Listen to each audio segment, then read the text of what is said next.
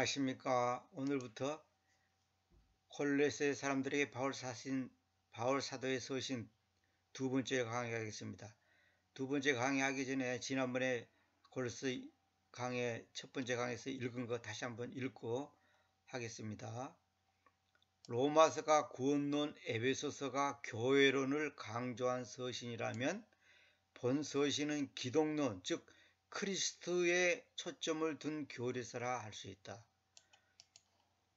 특히 본 서신의 기독론은 머리이신 크리스트를 말한다.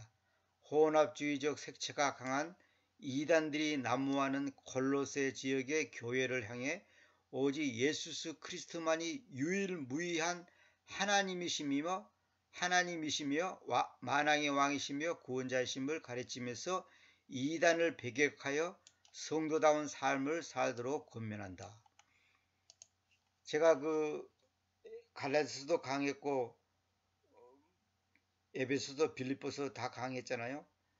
이제 물론 부분적으로만 했습니다만은 이 골로새서를 강해 보니까 하나님의 말씀이 뭐 귀하지 않은 데가 없고 중요하지 않은 데가 없지만은 너무나 참 심오한, 그러니까 하나님 예수 그리스도 그분이 바로 전능하신 하나님, 그분이 바로 아브라함과 이삭과 야곱의 하나님이라고 하는 그것을 너무나 명쾌하게 보여주는 책이 골로새서입니다. 사도 바울이 감옥에 있으면서 골로새 성도들에게 보낸 편지잖아요. 참 놀랐습니다. 진짜 다시 한번 제가 보면서 그냥 감격했습니다. 내 심장 속에 있는 것을 그냥 확 끄집어냈고 여러분의 심장 속에다가 확 집어넣으면 좋겠는데 현실적으로 그리 안 돼서 저의 어둔한 입술과 어설픈 언변, 부족한 지혜, 지식으로 다 표현할 수 없어서 안타깝습니다. 자, 고린도서 1장 12절부터 다시 봅시다. 11절 한번 볼까요? 11절에 보면 여기서부터 읽어야 되겠다. 이러한 원인으로 인하여 우리가 또한 그것을 들었던 그날 이내로 여러분을 위하여 기도하기를 그리고 갈망하기를 그치지 않습니다. 이는 여러분이 모든 지혜와 영적인 이해력 안에서 그분의 뜻의 지식으로 채워지게 하려는 것이요, 여러분이 모든 유쾌함에까지 주님께 대하여 가치가 있게 걸어가게 하려는 것이니 갖가지 선한 일 안에서 열매가 열리면서 그리고 하나님의 지식 안에서 성장하면서 모든 강력을 가지고 강하게 되어 그분의 영광스러운 능력에 따라 즐거움을 가진 모든 인내와 오래 참음에까지 말입니다. 이렇게 했죠. 오늘은 이제 12절부터 그 아버지께로 감사드리는데 그분께서는 빛 안에서 성도들의 성숙에 대한 참여자들로 있도록 합당하게 우리를 만들어 오셨습니다. 그랬죠. 합당하게 우리를 만들어 왔다. 참, 이 표현이 기가 막힙니다. 합당하게 우리를 만들어 왔어요. 그러니까 성도들의 상속에 대한 참여자들로 있도록, 다시 말하면 하나의 성도들로서의 자격을 갖춰가지고 동일한 복을 받게끔 했다 이 말이에요. 그러니까 하나님 아버지께서 골로새 성도들에게 성도들의 상속에 대한 참여자들, 그러니까 다시 말하면 골로새 성도들을 원죄의 성도들로 불렀다는 거죠. 동일한 복을 받게 했다는 거죠. 다른 교회의 성도들과 같은 복을 받게 했다 이 말이죠. 합당하게 우리를 만들었다. 합당하게 우리를 만들었다. 이게 뭐예요? 하나님의 주권이에요. 내 은혜가 아니라 하나님의 주권적 은혜, 하나님의 하나님의 선미의 은혜에 따라서 우리를 만들어 왔단 말이야. 내가 똑똑하고 내가 잘 나가고 내가 뭐 열심히 있어가지고 뭐 공을 세워갖고 한 게 아니다 이 말이에요. 고린도후서 3장 6절에 보면 합당하게 우리를 만들어 왔다, 이런 표현에 대해서 내가 한 구절만 보여드릴게요. 그분께서 또한 그 새 유언에 대하여 유능한 시중드는 자들로 우리를 만들어 오셨어요. 시중드는 자들로 만들었다. 시중드는 자가 뭡니까? 이 시중드는 자가 바로 사역자고 이 사람들이 바로 직무자, 다시 말하면 개성경대로 한다면 제사장이란 말이에요. 그러니까 오늘날은 히브리서에 나오잖아요. 제사장이 따로 있는 게 아니에요. 대제사장, 대직무자, 다시 말하면 정확히 말하면 최고 직무자는 예수 그리스도고, 우리가 모두 다 직무자로 우리를 만들었단 말이에요. 옛날에는 직무자가 따로 있었어요. 따로 있었단 말이에요. 오늘날 무식한 목사들이 뭐라냐면, 목사는 제사장이고, 일반 성도들은 일반 신자다. 이렇게 뭐랄까 성직자와 일반 성도를 분리시켜서 설명하는 사람들인데, 그 정말 무식한 소리입니다. 그래서 어느 목회자가 써놓은 책에 보니까 이런 내용이 있어요. 평신도란 없다. 그건 맞는 말이에요. 평신도란 말이 아주 안 좋은 말이에요. 사실은 성직자와 평신도를 구분하는 것은 그럼 옳지 않은 거예요. 물론 역할에 따라서 말씀을 전하는 자가 있고, 능력을 행하는 자가 있고, 가르치는 자가 있고, 또 뭐랄까 지식을 하는 사람이 있고, 섬기는 자가 있고, 그 역할은 다를 수 있지만은 그 역할을 무시할 수는 없어요.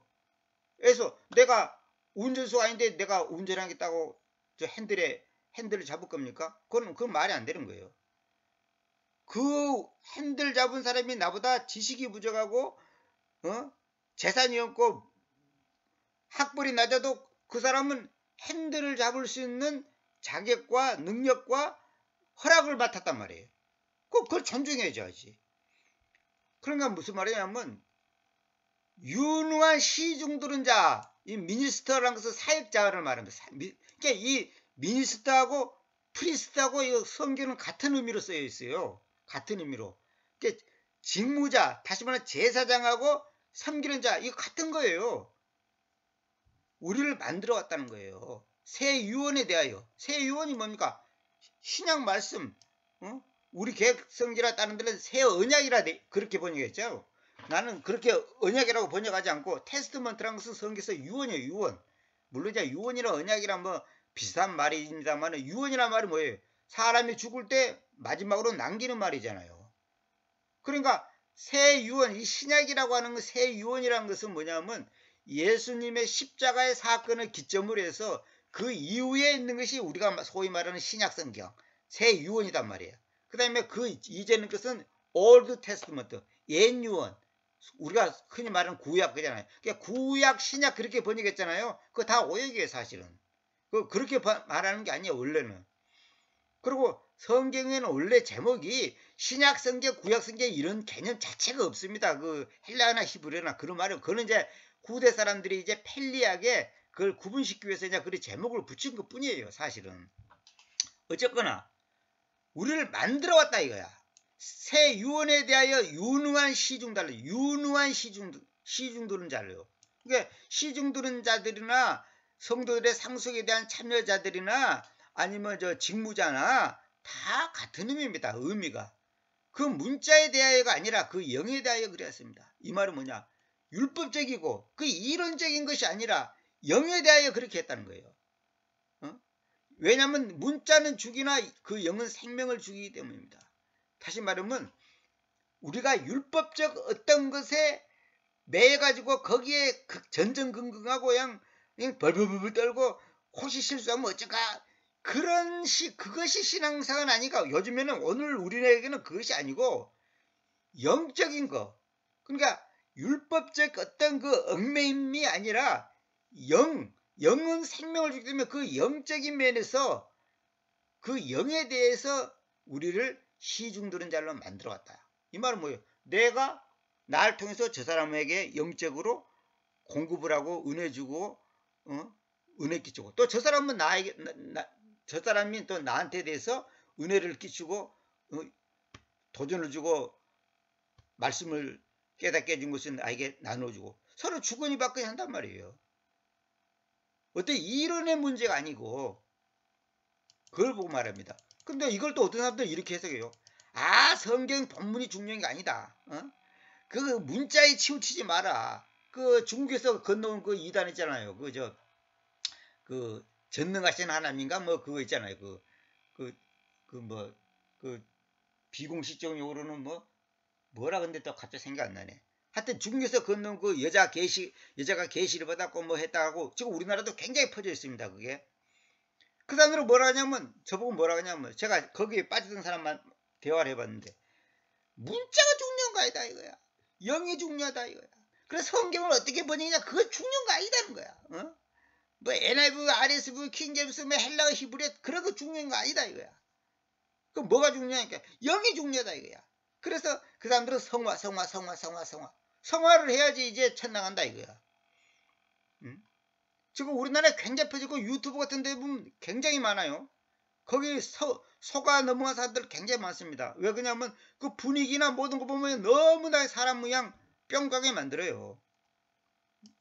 여기서 문자는 죽이나 영은 생명 준다 이 말이 뭐 성경 본문은 상관이 없다 중요하지 않다 그런 말이 아니고 율법적 그 얽매임 속에 갇혀있는 그런 차원이 아니라 우리가 생명을 주는 영적 차원에서 서로 하나님의 새로운 그 말씀에 대해서 서로 섬긴다 이거 서로 미스터란 말이 이게 또 공급하다는 뜻이 있어요. 공급하다.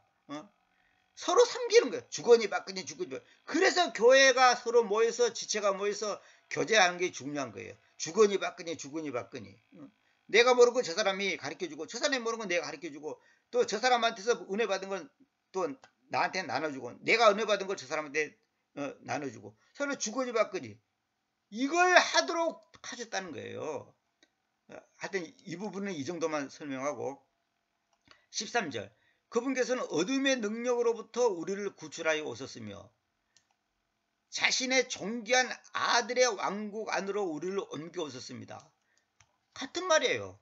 그러니까 어둠의 능력으로부터 이 말이 뭐예요? 사탄의 속박에서부터 쉽게 말해서 이스라엘 백성들이 예굽에서 바로의 속박에 있었잖아요. 그 바로의 속박에서 구출했잖아요. 그게 6월절이잖아요. 넘어간 잔치다. 넘어간 잔치. 정확하게 넘어간 잔치. 넘어가요. 패스오버라는 것은 넘어간다는 뜻이에요.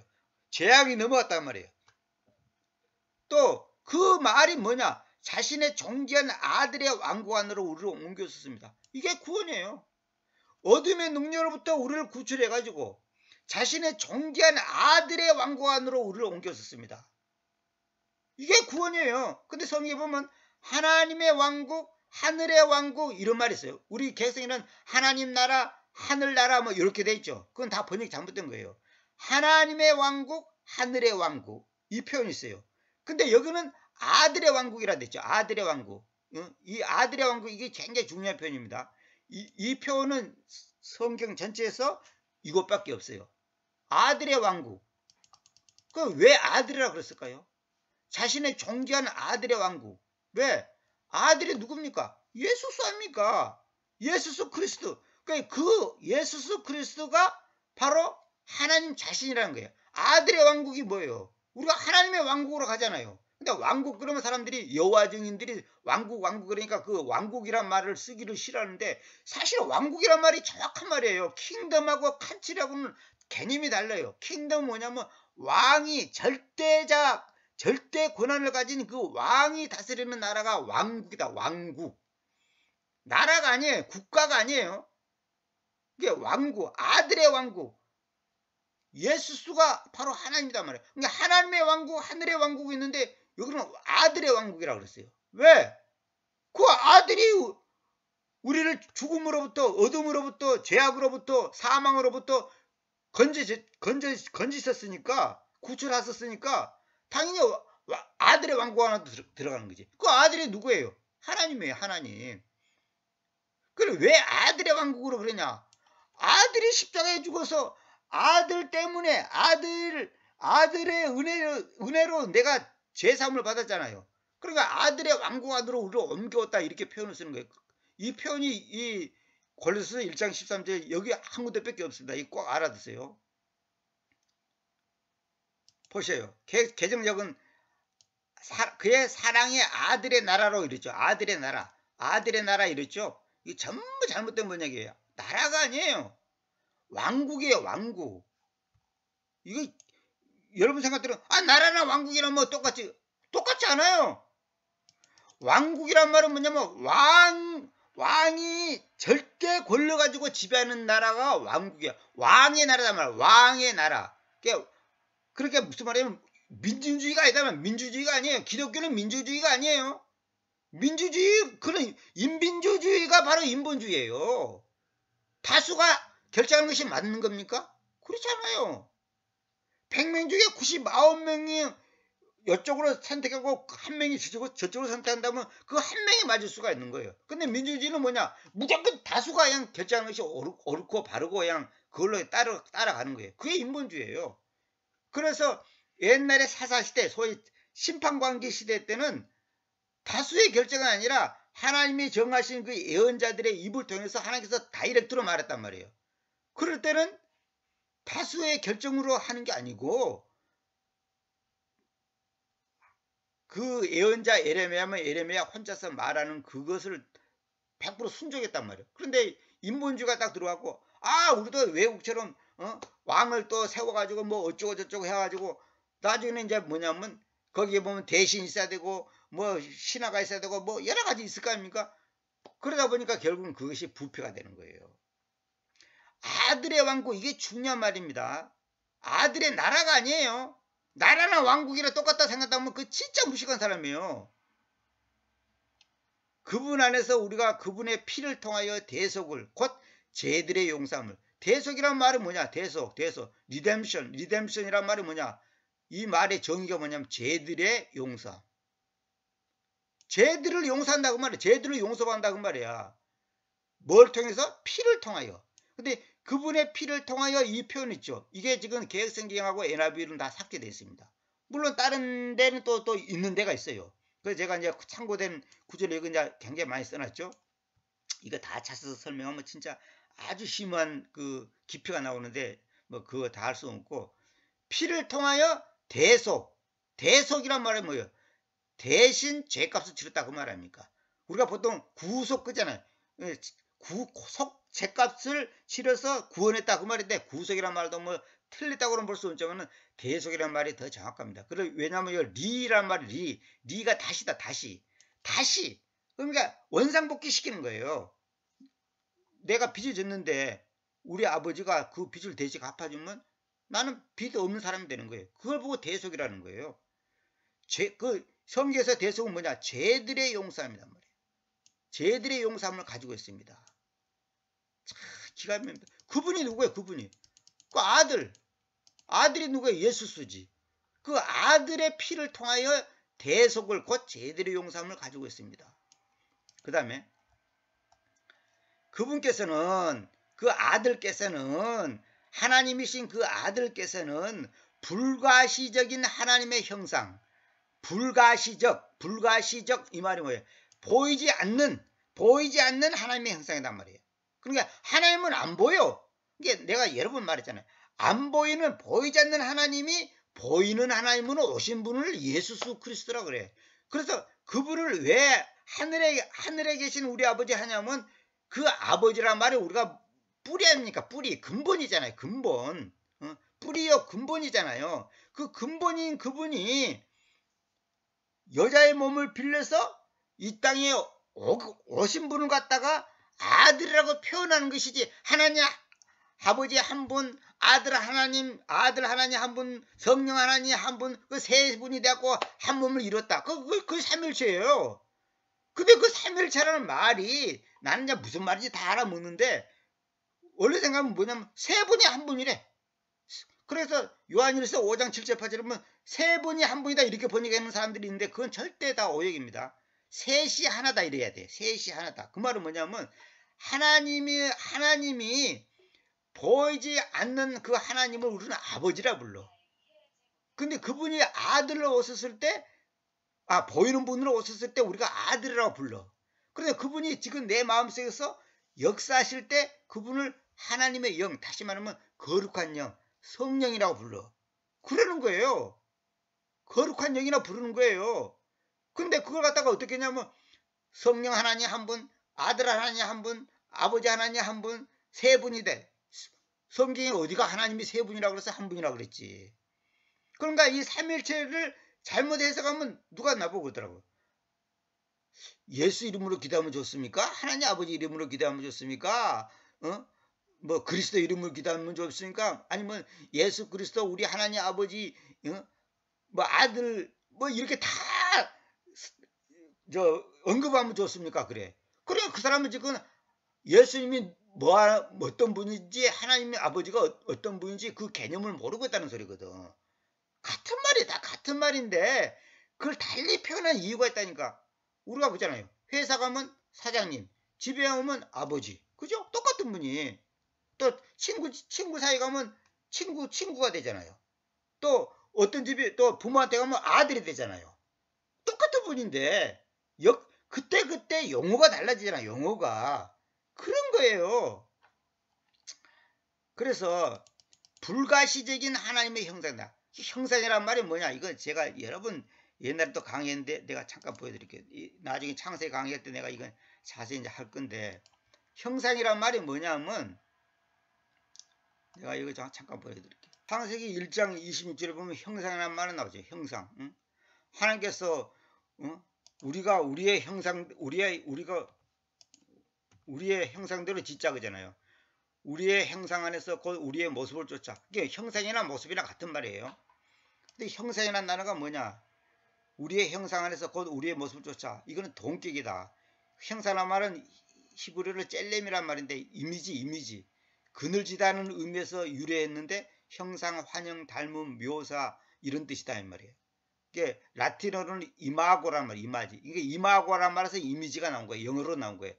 영어의 대다수의 단어들이 다 라틴에서 나온 겁니다. 심장의 모양에서 나왔다. 그렇게 하잖아요. 형상이란 말은 뭐냐? 결국 뭐냐면 형상이란 말은 인간은 창조에 나타난 테라바이트급. 테라바이트란 말은 뭐냐면 우리 컴퓨터에서 왜 1테라, 2테라 그잖아요. 1테라가 1000기가잖아. 1000기가. 그러니까 1000기가만큼의 하나님의 영광으로 안내하는 작은 에이콘이다. 이 말은 뭐냐면 하나님은 무한한 광대하고 어마어마한 분인데 존재인데 우리 인간이 작은 에이콘, 우리가 아이콘 그랬잖아요. 그 핸드폰에서 아이콘 그러잖아요. 그 에이콘이단 말이에요. 그러니까 우리는 하나님의 형상으로 우리를 만들어서 그래서 우리가 존귀한 거예요. 그래서 우리를 죽인다고 해서 하나님의 형상을 파괴시킨다는 거예요. 그래서 살인죄가 무서운 거예요. 그래서 우리가 어디로 가든지 무엇을 하든지 간에 우리의 존재는 전능하신 하나님의 임재를 보여준다. 그러니까 우리 인간에게는 외모뿐만 아니라 내면적인 것이 다 하나님의 형상으로 만들었단 말이에요. 우리 인간을 하나님께서는. 그래서 인간은 하나님으로 채워지지 않으면 절대로 만족, 행복, 기쁨 없어요. 그 세상이 주는 건 다 가짜예요. 가짜. 모조품이단 말이에요. 마치 마약 먹으면 저는 안 먹어봤습니다만 마약 먹은 사람 얘기 들어보면 야 황홀경에 빠진대요. 그리고 2층 옥상에 서면 1층으로 내려면 가뿐히 구름처럼 가뿐히 내려앉을 것 같다는 거예요. 그래서 두려움이 없이 그냥 뛰어내린다는 거예요. 마약을 한다든지 무슨 아편을 한다든지 그러면 사람이 황홀경에 빠진 거예요. 근데 그거 진짜 기쁜 겁니까? 다 가짜단 말이에요. 가짜. 술도 마찬가지고 모조품이단 말이에요. 세상에 주는 건 다 마찬가지예요. 그래서 어떤 사람이 아파트 생겨서 너무 행복하다. 행복하지. 그 사람 자고도 행복한 건 사실이야. 근데 그러나 하나님이 주는 행복, 하나님이 주는 기쁨, 평안한 거는 비교가 할 수 없는 거예요. 비교를 할 수 없는 거예요. 비교를 할 수 없는 거예요. 그 브라운박이라고 그 교육방 EBS 아니 CBS 교육방송 CT에서 나와서 그 강의도 많이 하고 하신 분이 있잖아요. 그분은 얘기 들어보세요.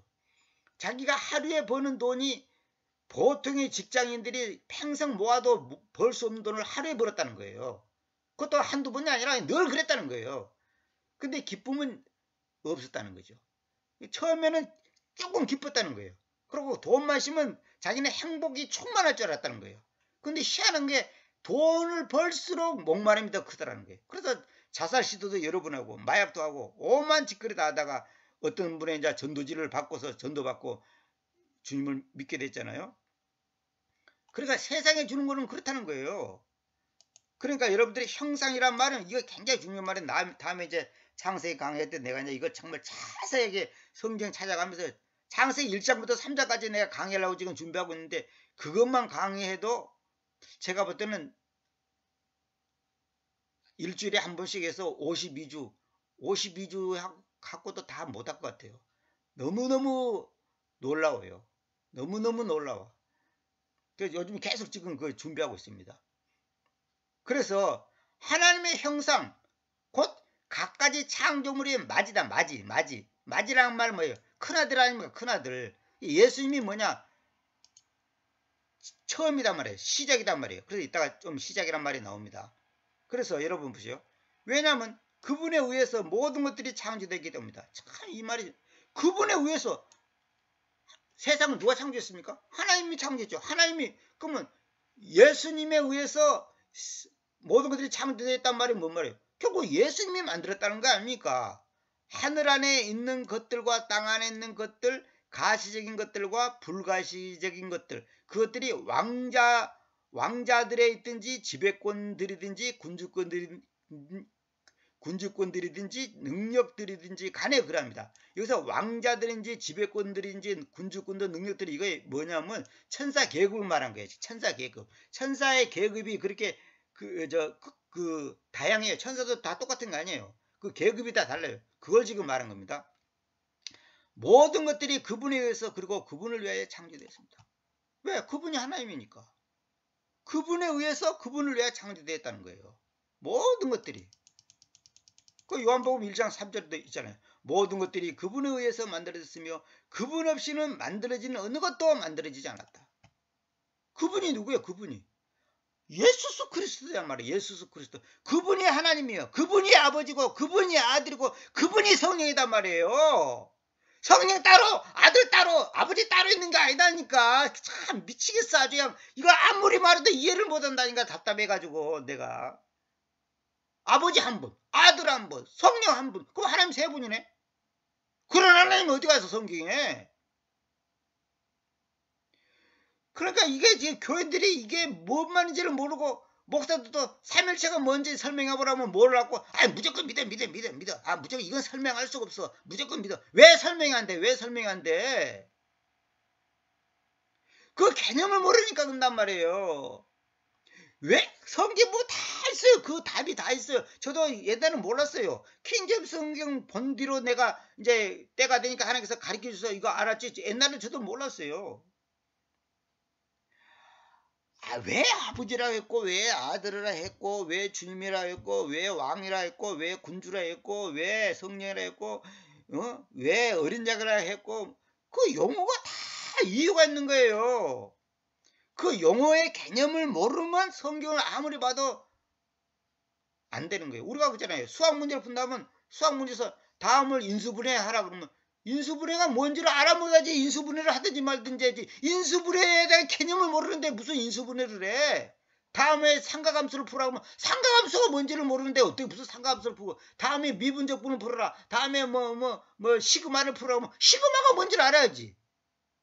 어떤 사람이 그러더라고. 자기가 대학까지 나온 사람인데 저보고 뭐라 그러냐면, 자기는 시그마라는 말을 대학교 시험 볼 때 그 시그마 문제가 나오더래. 시그마. 그때 처음 봤다는 거예요. 아니 왜 저 고등학교 때 계속 시그마 나오는데 왜 몰랐냐 그러니까 관심을 안 뒀다는 거예요. 아예 수학 시간은 아예 듣질 않았다는 거예요. 골치 아프고 자기는 수학을 못하니까 아예 안 들었다는 거예요. 그래 시그마가 뭔지 뭐 삼각함수가 뭔지 뭐 미분적분이 뭔지 아예 귀를 닫았다는 거예요. 근데 막상 시험을 딱 쳐보니까 시그마가 조금은 나오더라고요. 그래서 시그마가 뭔 말이야? 그럼 나중에 끝나고 나서 물어봤더니 아니 시그마가 뭐냐. 야 시그마도 못 들어가니까 나 처음 들어본다 그래. 그 정도 했다는 거예요. 그러니까 수학 문제 풀기 위해서 그냥 찍는 거야. 그냥 한두 개라도 맞으라고 그냥 찍었다는 거예요. 그러니까 그걸 모르는, 그 영어를 모른다는 것은 못 푼다는 뜻이에요. 왜 하나님 아버지, 또 거룩하신 성령, 거룩하신 영, 또 성경에 거룩하신 아들이란 말은 없어요. 거룩한 아이라는 말이 있어요. 아이란 말 있지 아들이란 말은 없어요. 그거 정확히 알아야 돼요. 그래서 홀리고스트, 그럼 거룩한 숨. 거룩한 숨이 뭐야? 아니, 거룩한 영은 내가 아는데 거룩한 숨이 뭐야? 그걸 모른단 말이에요. 그게 내가 번역해 놓으면, 아, 이상하다 그러고, 뭐, 이상이다 그러고, 뭐, 이상하다, 욕을 한단 말이에요. 그러니까 그 영어를 모르면, 그 개념을 모르면 안 되는 거예요. 그래서 성경 공부가 필요한 거고, 이런 강의가 필요한 거예요. 그리고 그분께서는 모든 것들을 앞서 계시며 그분에 의해서 모든 것들이 존속합니다. 그렇죠? 모든 것들을 앞서 계셔. 이지 비포 앞서 계셔. 그분에 의해서 모든 것들이 존속하다. 컨시스트 존속한다. 계속 있게 된다 그 말이에요. 그분이 누구예요? 창조된 말. 그래서 이 골로새서는 지금 예수 그리스도 그분이 바로 전능하신 하나님이다고, 우주를 만물을 창조하신 그 하나님이라고 하는 것을 지금 강력하게 지금 설명하고 있는 겁니다. 그리고 그분께서는 그 몸, 곧 교회의 머리시요, 그분께서는 그 시작, 곧 죽은 자들부터 맞으시니, 시작 그래요. 그 시작 그죠. 그 시작 그러죠. 더 비긴이 나오죠. 근데 죽은 자들로부터 맞이, 이 말은 뭐냐면 죽은 자들로 맞이란 말은 뭐예요? 부활하신 첫 번째 열매다 그 말이에요. 부활하신 첫 번째 열매다 그 말이에요. 그다음 교회의 머리, 교회가 뭐예요? 성도들의 머리가 누구냐? 예수 그리스도란 말이에요. 근데 오늘날 교회는 뭐예요? 목사가 머리가 되어 있어. 돈 많은 장로가 머리가 되어 있어. 총기장이 머리가 되어 있어. 여러분, 몸은 사람인데 머리가 소머리를 갖다 붙여놓으면 그게 뭐예요? 그 괴물이지 그게 사람입니까? 머리가 죽는 거예요. 머리가. 우리가 솔직히 말해서요, 팔다리가 다 잘라져도요, 머리만 사람이면 그 사람이에요. 그 인간이고 존엄한 인격을 가지고 있고 뭐랄까 건강한 몸을 갖고 있는 사람과 똑같은 그 존엄성을 갖고 있는 거예요. 머리가 사람이면 사람이라니까. 그래서 막말로 극단적으로 팔 하나가 만약에 해서 강아지 다리를 갖고 나왔다, 태어났다 합시다. 뭐 그럴 리는 없겠지만은 그래도 사람이에요.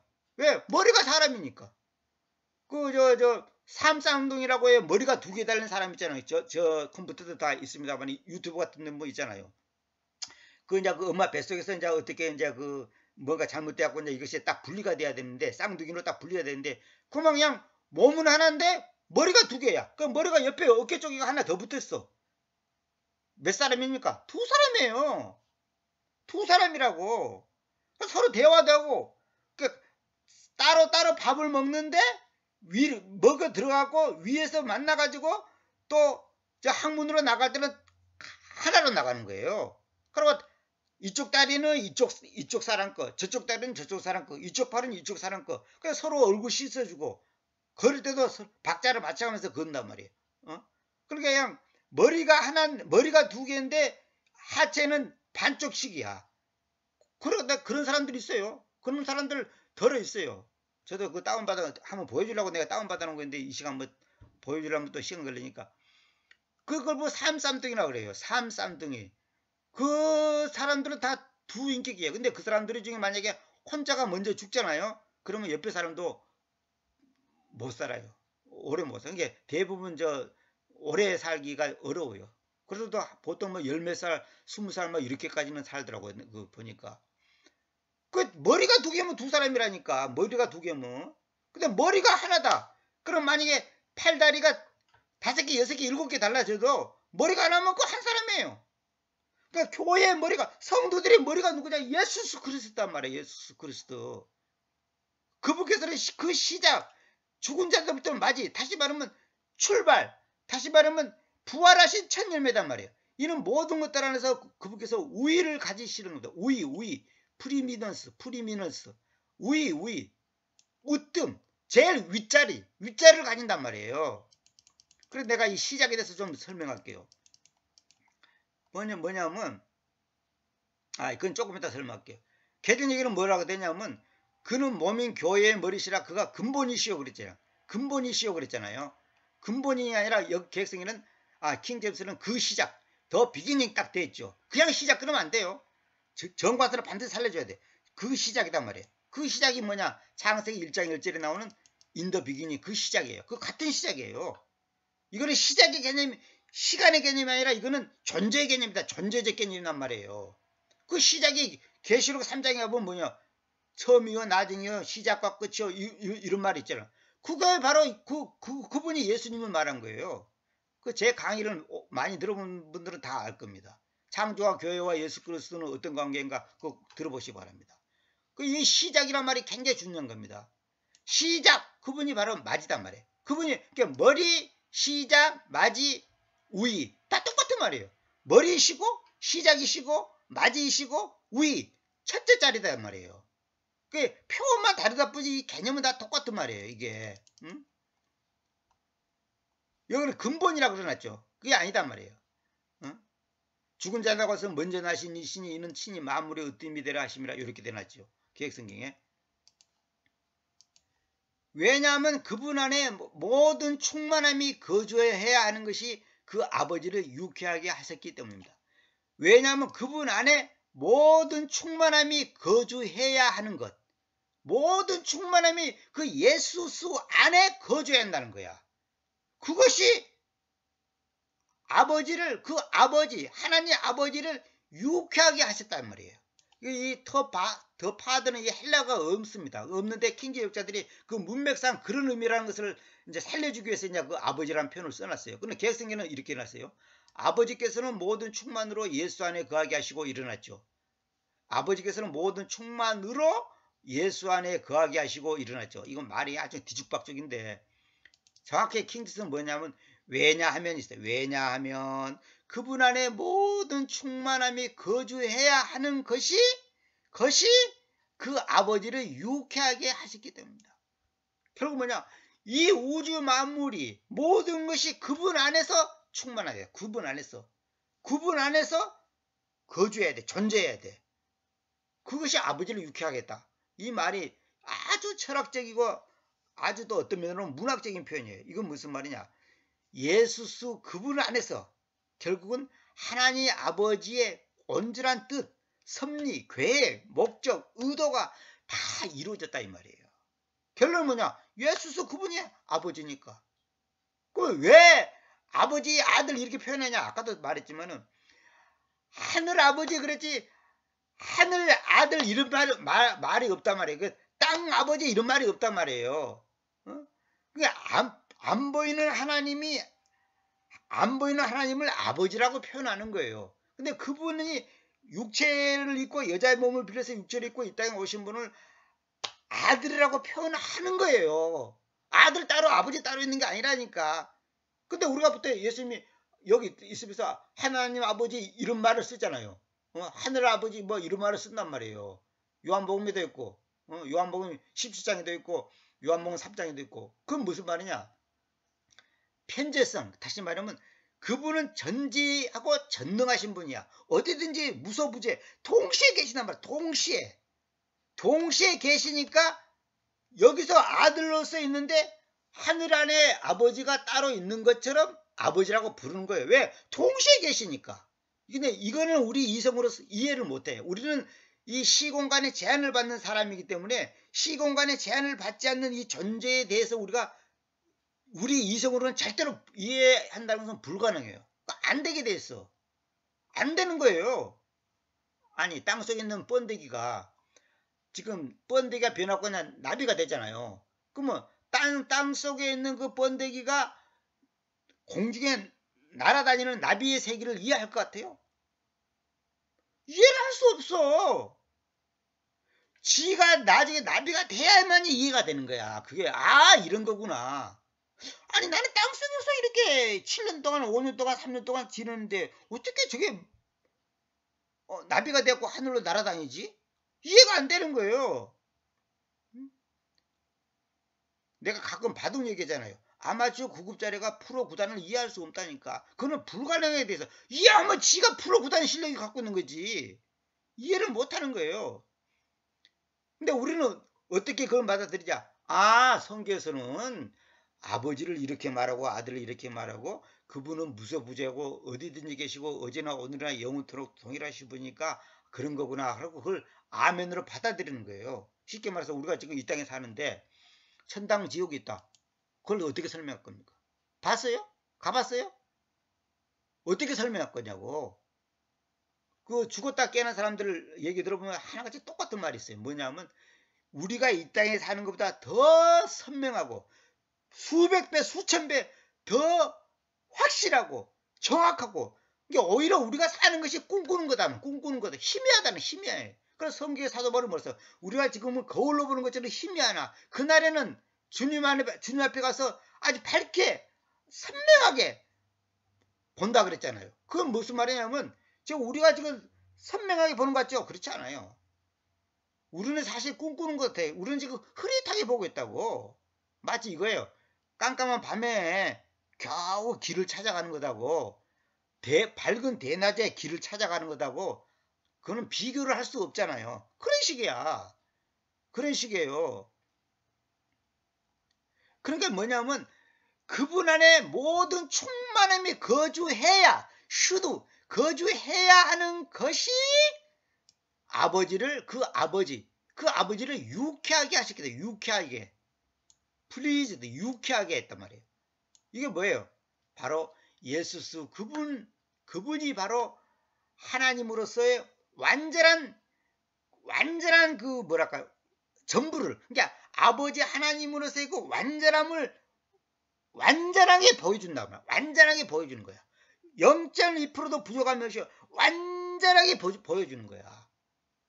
여러분 예서 병에다가 물을 가득 담았다 합시다. 물을 아주 그냥 1mm도 빈틈이 없어 가득 담았어. 그게 충만함이에요. 가득 담았단 말이야. 충만함. 부족함이 없는 거야. 완전하게 꽉 찬 거야. 그 충만함. 그분 안에 모든 충만함이 거주한다 이 말이 뭐예요? 이 우주 만물이 다 하나님의 손아귀에 있는 거예요. 그것이 하나님의 주권이라는 거예요. 여러분과 내가 이렇게 살아가는 것도 다 하나님의 섭리 안에 주권 아래에 있는 거예요. 여러분이 뭐 잘나가지고 살고 잘나가지고 밥 먹고 사는 줄 아세요? 어저께도 내가 누구하고 통화하면서 그 얘기했는데, 저도 돌이켜보면 하나부터 100까지 모든 것이 그분의 은혜요, 그분의 섭리요, 그분의 뜻이요, 그분의 주권이요, 그분의 사랑이요, 말로 할 수 없는 그분의 은총이단 말이에요. 그분의 충만함이 아버지를 유쾌했다. 그 말은 뭐냐면 아들로서 오신 그분은 아버지로서의 그 하나님이 가지고 있는 것에 조금 더 부족함이 없다 그 말이에요. 조금 더 부족함이 없다는 거예요. 다시 말하면 완전한 하나님이다 그 말이야. 완전한 하나님. 그 예수님을 완전한 하나님으로 안 믿는 사람들이 있어요. 그 이단이에요. 목사들 중에도 그런 사람이 있어요. 예수님의 신성을 부정한단 말이에요. 신성. 예수님이 바로 하나님 자신이라고 하는 거. 이걸 왜곡, 변질 시키는 것이 바로 가짜 성경이에요. 내 강의 중에 여러 번 그런 얘기 다 했는데. 그래서 에베소서 1장 22절에 여러분 잘 아시다시피 옛날에 에베소서 강의했던 내가 다 말씀드렸죠. 그리고 그분의 발들 아래 모든 것들을 두었었으며 그분을 모든 것들을 다스리는 머리로 계시도록 교회에게 주었었으니. 교회가 뭐예요? 성도들. 구원받은 사람들에게 주어오셨다는 거예요.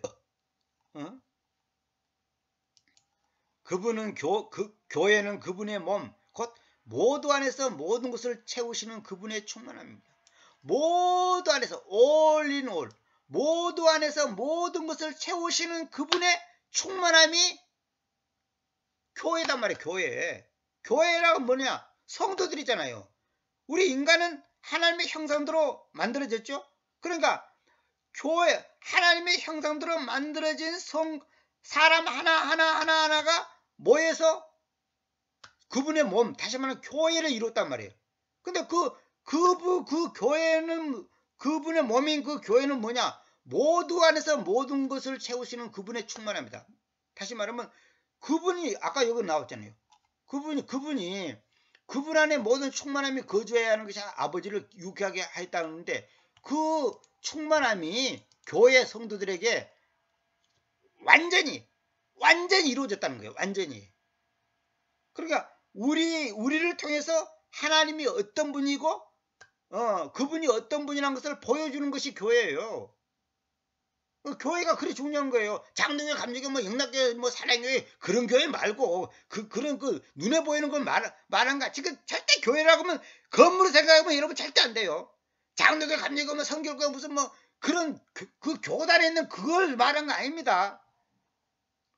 교회 그러면 구원받은 성도들, 주님의 피로 제사함 받은 사람들, 그렇게 딱 인식을 해야 돼요. 여기 내가 설명을 써놨죠. 분리된 인격이 아니라 하나의 인격으로서 그분께서 모든 것이기에 반대되는 것들은 그분 안에서 해소됨. 이건 무슨 말이냐면, 아니 몸과 머리가 분리가 될 수 있습니까? 그건 이미 사람이 아니에요. 몸과 머리가 분리되면 사람이 아니라고. 그 시체지.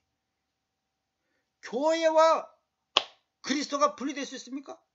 교회는 몸이고 뭡니까 주님은 머리신데 분리가 될 수 있어요? 분리될 수 없어요. 하나의 인격이단 말이에요. 하나의 인격. 따로가 아니단 말이에요. 따로가 아니에요. 아버지와 아들이 분리될 수 없듯이 따로가 아니에요. 하나의 인격으로서 그분께서 모든 것이기에 반대되는 것들, 그것에 반대되는 것들은 모두 다 그분 안에서 해소된, 다 꽝이다는 거예요. 다 사라진다는 거예요. 다 없어진다는 거예요. 그러니까 진정한 머리이신 예수 그리스도와 진정한 몸이신 구원받은 백성과 관계가 머리와 몸의 관계인데 이거 분리가 될 수 없는 거예요. 여기에 반대되는 것들, 여기에 이것에 뭐랄까 반대적인 이론과 반대되는 어떤 사상이나 지식이나 교리나 이런 것들 갖고 있는 것은 다 꽝이에요. 아무것도 아니에요. 그는 일고의 가치가 없는 거예요. 그래서 신학에서 보면 교회론, 신론, 종말론, 구원론, 인간론 뭐 이런 걸 보고 조직신학이라고 그래요. 그런 걸 따로따로 배우는 이유가 마치 이거다 똑같아요. 병원에 가면 내과, 외과, 치과, 뭐 소아과, 뭐 무슨 과 있잖아요. 그런 식이야. 근데 원래는 그래봤자 같은 사람을 만지는데 그걸 이제 세분화 시켜서 한 사람이 다 할 수 없으니까 치과 전문, 이빨 전문가, 속만 잘 보는 사람, 머리만 잘 보는 사람, 정신만 잘 보는 사람, 따로따로 이제 분리를 시켜서 설명하잖아요. 치료를 하잖아요. 그런 식이에요. 그래서 그분의 십자가의 피를 통하여 평화를 만들어 오면서, 참 기가 막힌 표현입니다. 십자가의 피를 통하여 평화를 만들어 오면서 모든 것들을 자신에게로 화해시키려는 그분에 의해서, 자신이 누구예요? 지금 예수님 말한 거잖아요. 곧 그분에 의해서 내가 말하건대 그것들이 땅 안에 있는 것들이나 하늘 안에 있는 것들인지 간에 그리합니다. 그리하였습니다. 그러니까 십자가의 피를 통하여 평화를 만들어. 평화는 어디냐? 십자가의 피를 통한 거 외에는 평화가 없어요. 그건 다 가짜 평화예요. 다 가짜 평화예요. 아파트 생기니까 우리 집에 평화가 왔다. 그거 다 가짜 평화예요. 그 조금 있으면 또 그냥 그 집안에서 또 싸움이 일어나고 난리쳐. 소용없어. 소용없어요. 모든 것들을 자신에게로 화해시키려는 그분에 의해서. 이게 바로 대속이다 말이에요. 대속. 그분에 의해서 내가 말하건대 그것들이 땅 안에 있는 것들인지 하늘 안에 있는 것들인지 간에 그럽니다. 그러니까 우주 만물 삼야만상에 있는 모든 것들이 그분이 흘리신 십자가를 피를 통하여 평화가 이루어졌단 말이에요. 왜 그러냐? 하나님과 우리의 관계를 화해시키는 거단 말이에요. 화해. 우리가 어떤 사람한테 빚이 100만 원 졌다고 하면 그 빚 갚기 전에는 그 사람과 내가 화해가 될 수 없어. 빚을 갚아야지 두 사람 관계가 거꾸로 관계가 없어지는 거예요. 빚이 없어져야 되는 거예요. 그래서 주기도문에 우리가 우리에게 빚진 자를 사하여 주옵시고, 그 말이 뭐냐면 우리 개성이 그러죠. 우리가 우리에게 죄진 자를 사하여 주옵시고 그랬죠. 원래 죄가 아니에요. 빚이에요. 빚. 그게 무슨 말이냐면 빚이 지면 그 사람한테 속박이 되는 거예요. 빚이 지면 그 빚졌다는 것도 그 사람한테 지금 죄를 지은 거예요. 그 빚을 갚기 전에는 자유함을 가질 수가 없어요. 근데 그 죄라고 하는 빚을 주님께서 탕감했단 말이에요. 그러니까 모든 것들이 한마디로 평화를 만들어 왔단 말이에요. 평화를. 피를 통하여 평화를 만들었어. 그러니까 아까도 여기도 나왔잖아요. 어디입니까? 여기죠. 피를 통하여. 그분의 14절. 그분의 피를 통하여 대속을 곧 죄들의 용서함을 가지고 있습니다. 피를 통하여. 이제 피 흘림 없으면 죄사함이 없는 거예요. 피를 흘렸단 말이에요. 이건 무슨 뭐 앞에다 피를 뭐 부어야 되고 뭐 어떤 무슨 뭡니까 무슨 뭐 주술하는 것처럼 그런 것이 아니고 그분이 죄값은 사망이잖아요. 그분이 대신 죽었단 말이에요. 죽는다는 것은 뭐예요? 피를 흘렸다는 것이지. 피를 흘렸다는 것은 죽었다는 것이지. 피를 흘리고 어떻게 삽니까 사람이? 피를 다 쏟아부으면 못 사는 거예요. 죽었단 말이에요. 그러니까 죄값을 치르는 방법은 뭐냐면 죽음밖에 없는 거예요. 죽음. 죽어야 돼. 근데 내가 만약에 죽어버리면 내가 내 죄를 내가 용서해 줍니까? 내가 내 죄를 갚아줍니까? 내가 지금 돈이 없는데 빚이 100만 있는데 돈이 없는데 어떻게 내가 빚을 100만을 갚냐고. 딴 사람이 갚아줘야지. 그러니까 대속이고 그러니까 은혜고 그러니까 감사가 있는 것 뿐이죠. 자, 이거 어떻게 내가 서투른 이 언변으로 이게 설명하기가 정말로 저도 참 답답하네요. 그러니까 결론은 뭐냐? 오늘 강의는 이겁니다. 예수스 그분이 전능하신 하나님이고 창조주 하나님이시고 부활의 천년맥이시고 맞으시고 그분이 교회의 머리시고 그분이 맞으시고 시작이시다. 시작. 이따가 이제 시작에 대해서 내가 자세히 설명할 겁니다. 시작 굉장히 중요한 겁니다. 시작이란 말이. 시작. 그게 시작이 뭐예요? 그게 인더 비기닝. 그래서 내 창세기 1장 1절 그 시작이 시간의 용어지만은 사실은 그것이 예수님을 말한 거다 내가 그러죠. 그분께서는 그 시작이라니까. 여기 내가 다 해놨죠. 요거 전부 다 해놨죠. 비기닝의 창세기 1장 1절부터 3절 3은 요한복음 1장 10절 계시록 3장 10절 다 해놨죠. 이 시작이 뭔가 이거 내가 다 강의했어요 옛날에. 그러니까 이런 용어가 뭐고 이걸 갖다가 개성이처럼 근본이요 이러는단 말이에요. 그러면 창세기 1장 1절에는 시작해놓고 또 계시록도 또 시작해놓고 여기로 또 근본이 내놓고 그렇게 이렇게 뒤죽박죽하게 이렇게 일관성있게 해놓으면 답이 안 나오는 거예요. 답이 안 나와. 정리가 안 돼. 그래서 일관성있게 번역해야 되고 정확하게 번역해야 되는 거예요. 오늘은 여기까지만 합시다. 시간이 많이 갔으니까. 다음에 또 이제 나오고 굉장히 중요한 것도 나옵니다. 오늘 내가 찬송 복음성가 하나 소개할 건데 다 아는 건데 너무나 은혜롭게 잘 불러서 제가 막 너무너무 감격하고 은혜 받은 것을 제가 이제 음성만 화면까지 보여주면 또 저 뭐 불법으로 뭐랄까요 저 뭐 법을 어긴지 그럴까봐 내가 지금 소리만 들려줄 테니까 여러분 인터넷으로 찾아보시기 바랍니다. 이거 내가 들려드릴 테니까 이거 이제 선명의 나를 지으신 이가